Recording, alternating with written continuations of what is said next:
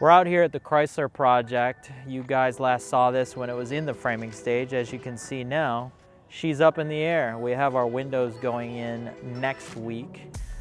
This is a rendering of what the house is going to look like. You can see that we're going to be using mixed mediums of stucco, siding, maybe a little bit of wood. We'll see how that goes, but this is what it looks like right now from the front. You can see all the holes there for our windows. Those are going in next week. Don't mind my Christmas tree looking house that's a little bit of red and green. Material is hard to come by these days, so we take what we can get to get these houses built. So let's go do a quick walkthrough of the inside and see what she looks like. So I'm just observing my window deliveries. We're struggling right now. These window manufacturers are having a hard time keeping up, and I'm missing like half of my windows, and this is what we get. So this creates challenges because without the windows, we can't dry in the house.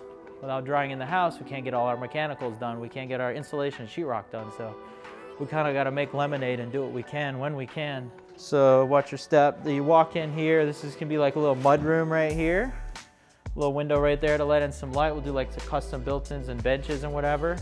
This is gonna be the powder room off the main level. So you'll have your toilet vanity in there. This is actually gonna be a pantry right here that serves off of the kitchen, which is just around the corner. So you can see we've done a little bit of grading. We're not quite done yet here in the backyard, but this is all gonna be a big patio right here, and it's all being nice yard out here for the kids to play, whatever. And you have this big doors, one there and one there, that will let all this light in. This is gonna be a really cool kitchen. I'm excited about this one because this is gonna be a huge kitchen right here, this L, and then you're gonna have two giant islands that go rectangular this way. Then you're walking into the dining room right here up against this wall. And then of course over here is the living space. Yeah, we're gonna do a floating staircase through here. So it'll be like this. You'll see through it, but we'll have these walls on either side. Fireplace there. Up on the front of the house, you'll walk in here. This is the master bedroom. You got this big window right here, lets in plenty of light. Walk through into the bathroom. Got a big double vanity right here. Freestanding tub in the corner. Big shower right there. Toilet room right there, and then all that back there is closet. All right, so we're walking up to the front door here. Where you come in, there'll be a little stoop out there and everything. This is kind of like an office right here. Flex space you can use for whatever. Nice big window. This will be a good office. A little closet right here. So as you come upstairs, it's very open. You see, this is what I like to call the central upstairs living room. You have a living space here, and then this house is pretty cool because it's symmetric. 2 bedrooms, 2 bedrooms, all 4 are suites. You've got this huge laundry room right here. We'll do a sink there. Machines there, and this is like awesome storage, kind of craft laundry space. And you've got this space right here, which the kids could also use for like a work play area.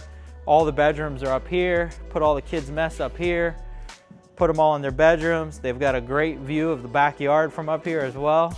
Let's go to the basement. Now we're not finishing this basement on this house, but you're gonna have it pre-stubbed here for a bathroom.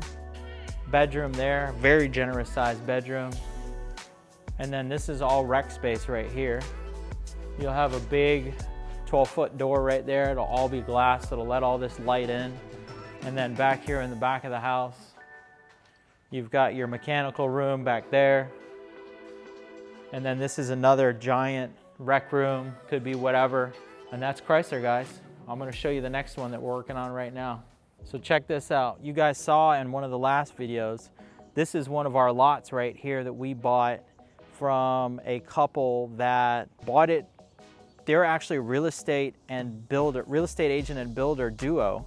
They bought this for their personal home. I would say maybe got in a little over their head with the county because DeKalb County is such a disaster to deal with for permitting purposes. And they knocked down 90% of the house and left like the front wall standing, and then just gave up. Called me, wanted to get out of it. We bought it, now it's ours. We knocked down the rest of what was there.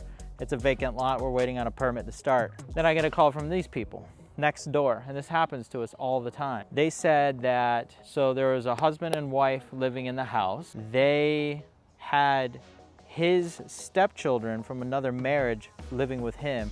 Pandemic came, the kids, I guess, lost their jobs, so to help them out, they said, well, come live with us. This is a house that they inherited from their family somehow. And the kids came along, stayed in the house. They said, you know, we'll give you 6 months. Now keep in mind, these ain't kids. These are grown adults, right? These are people who fell on hard times, just like a lot of people did with the pandemic. But they said, come here, 6 months, you know, get on your feet, get back going, and then you'll find a place to live. Well, a year later, the kids sat on their butts the entire time and refused to do anything. This is what I was told. And then when the parents, or the father, who again was the stepfather, said, hey, you guys need to kind of get going and do something, they said no. They sat on their butts and they refused to leave. They said, you guys got to get out. And they said, no, we're not leaving. So if any of you guys know anything about the old eviction process, it's a bit of a pain, but they had to literally evict his own stepkids from his own house that he was living with them inside of. So the wife, who is not any relation to these kids, says, I can't take this. She went somewhere else and lived separately from her husband just so she could get away from the chaos, and called me and said, hey, I've got this house in this situation. I want out, I want done. I don't want this house anymore. She says that she's got to get the kids out. And of course, I'm not going to buy the house until it's not occupied anymore, because then I got to deal with evictions and I don't want to deal with that. So I said, get everybody out, go through your eviction process with the court. We'll buy the house the next day. And so that's what they did. They had to evict their kids out of this house with the police, get them out. We bought it the next day. All right, let's go inside. I haven't been here since we bought this house. And I swear, every time we buy one of these houses, every time, these people always have all the windows closed off, so private. You can smell that they had pets in here. So you can see these people, same as I always tell people. I said, you know, take what you want, leave what you want. They left some good furniture. I don't know if somebody would want that, but because it smells like a dog. This house is not terrible. Somebody can actually move into this house. That bathroom doesn't look completely horrible. Random, I mean, look, hey, there's some tools. Here's a printer, somebody's diploma. Here's a picture of some guy. Apparently he wasn't important. These are the kitchens that you get on these kind of houses when they're original from the 50s and 60s. These small kitchens. They obviously took all the appliances, which is totally fine with me because now I don't have to deal with them. Oh, there's all the dog food. That's why it stinks in here. See if there's anything growing in there. Doesn't look like it. But yeah, I mean, there's still dishes in the sink. It's like crazy that people just say the hell with it, I'm out of here. I think there's a bathroom over here. Oh, lava lamp. Yeah. Not the prettiest. Not the worst we've seen though. Oh, green room. You can do some effects. Make me look like I'm somewhere else. Okay, I don't want to know what's in there, so I'm not going in there. But this is actually a great bonus space for this size of home. I mean, I could totally like put a fresh coat of paint on this house, new carpet, new flooring, clean it up really good, and somebody could come live in here. But we're gonna knock it down. Now this is the special place. I'm gonna go in this special area. I think there's a light in here. Kind of. Gonna work? Huh? There we go.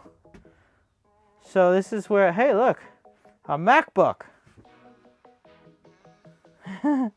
I doubt it works. He told me there was some treasure in here. Comic books. I don't know anything about comic books. I know when I was a kid, I used to start collecting these things.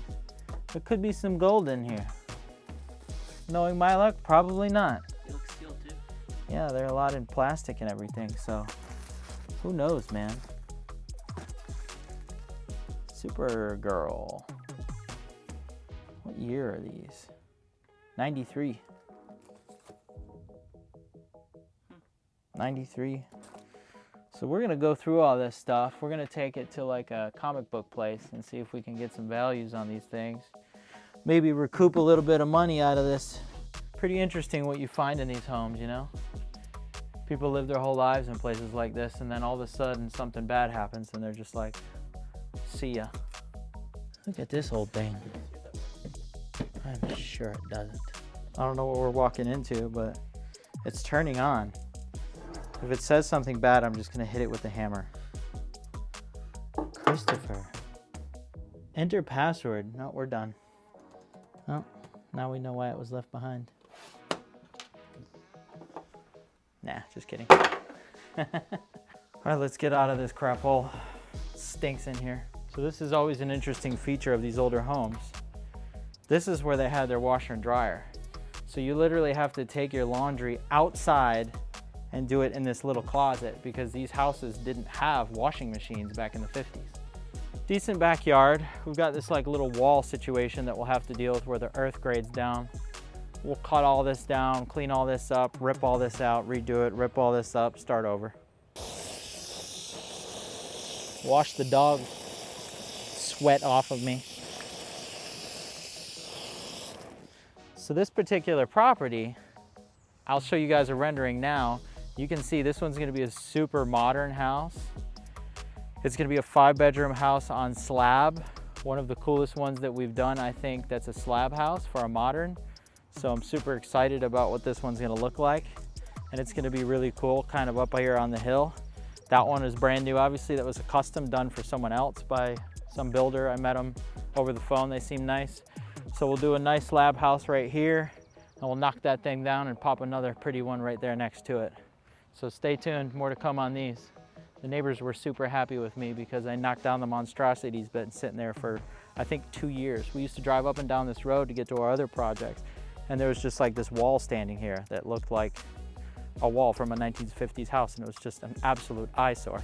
So I just came in here and knocked it down. Now everybody's happy. So this is Project Okawana. It's changed a bit since we were last here. Here's a rendering of what it's gonna look like at the end. You can see it's gonna be pretty cool modern. It's got this nice column type architectural feature in the front with the different roof heights. So now out here in the field, you can actually see the elevation's starting to come together. It's gonna play nicely off of the house next door. But let's go inside and see what it looks like. This house is gonna be really cool. Yeah, it just rained here. It's still dripping. So we're in the foyer, obviously, walking into the front. This will be a complete floating staircase here, so you won't actually have the wall here. We'll come up with something cool to put there. That whole front door situation will all be glass, just like it's framed right now. Floor to ceiling, this will be 2-story foyer. 2-story ceilings here. Kitchen over on this side. Dining right here in the middle. Living room over there. Again, we've got our 16-foot multi-slide door there, 12-foot over there. We'll bring the backyard up and make a really cool patio back there. This will all be kitchen right here. You come in off the garage, you got your mud room, big pantry back there. We'll do maybe like a scullery kitchen because it's so big. And then you have all of this nice living space. You've got the master on the main over here. See if we can get there and walk through the little lakes. So that's the bathroom. You've got a toilet there, big shower, room for a huge vanity against the wall and a tub. And then that whole space right there is all master closet. It's a nice generous sized master bedroom on the main. The way this house is engineered is pretty cool if you're into that kind of stuff. You can see this central pack of beams that runs all the way over to the side and then drops on another beam. And all this roof load is carried between this column, that beam. And then it grabs another huge beam over here. If we can make it to the other side of all this wood, this beam is like 32 feet long, 24 inches deep. It is heavy.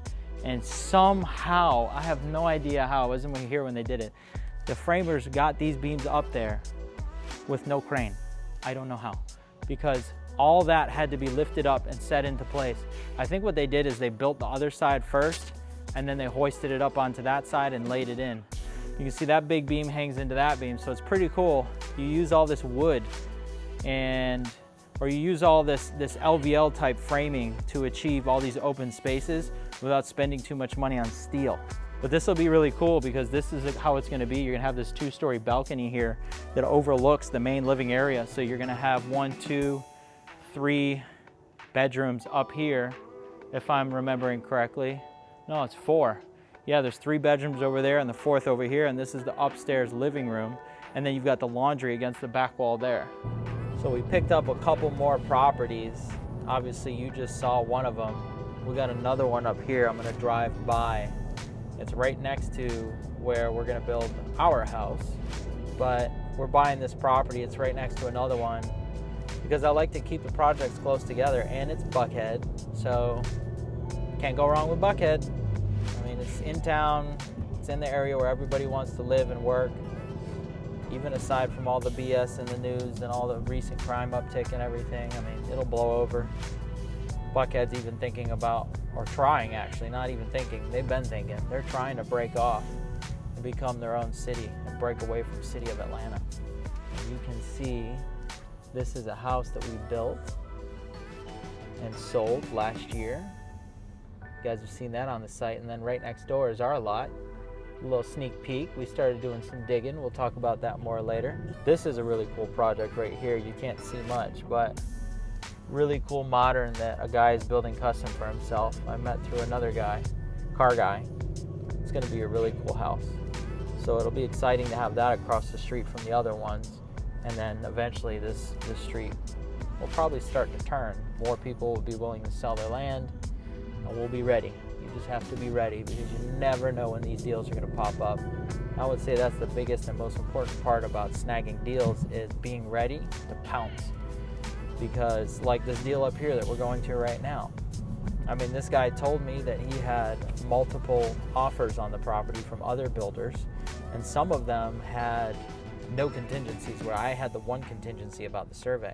So check across the street right here from the property we have under contract. These are the 2 houses that will be our neighbors. They're big, beautiful, brand new houses.